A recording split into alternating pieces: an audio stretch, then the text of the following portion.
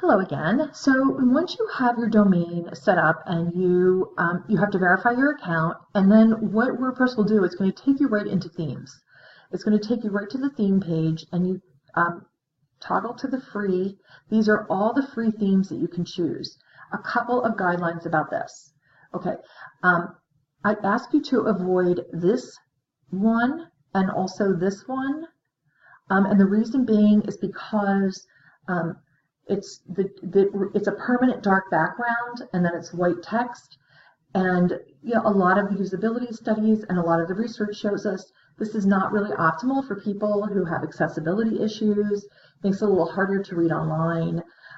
So I really would ask you to avoid these, the ones that are going to give you the dark background.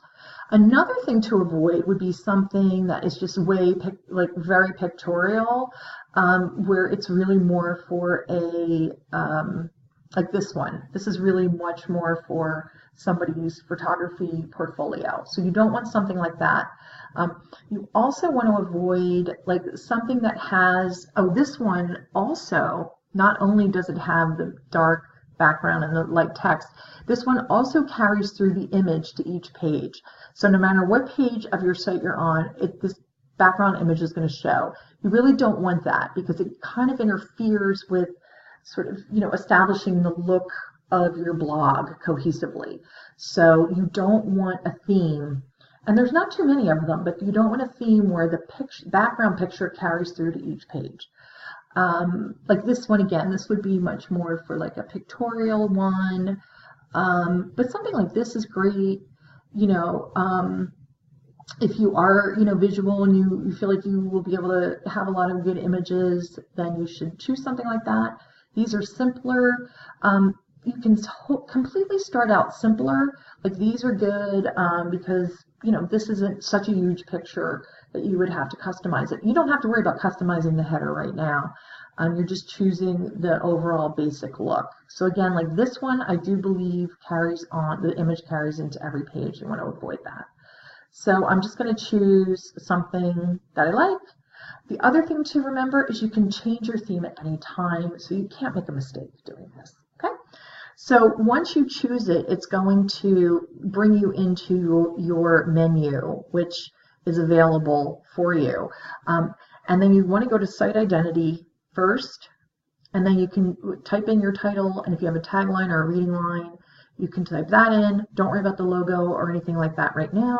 Don't worry about customizing the header. Don't worry about any of that right now. When you add anything, you have to publish it in order for it to remain. Oops, I went kind of back out. Let me just go into my regular site then. So here, once you can go into view your site, once you have this set up and you've chosen it, and this is then your main menu. This is how you're going to add site pages, like menu items, and I'm going to get to that in a minute. This is where you add blog posts. These are just the things you need right now. Customize, you were just in that menu. That's when you want to go in and change something. You can change colors. You can do anything that comes up here. I'll explain what widgets are later, some of the homepage settings. So again, we're just being really simple right now, just site identity and filling that in. And then if you want to switch the theme again, you choose themes. Okay, so that's to change themes. This is to customize. Okay, and again, you don't really have to worry about any of this stuff right now. However, when you do go to capture your URL to paste it in the discussion board, you can go from here, but what you're going to have to do is you're going to copy this, but because you're in the setting, this will not take me to it. So I need for your URL just to start at your title. So you would take that out and it would just be the https:// and then whatever your name is .wordpress.com. Okay. And I'll be back in another video to show you how to add your About Me page.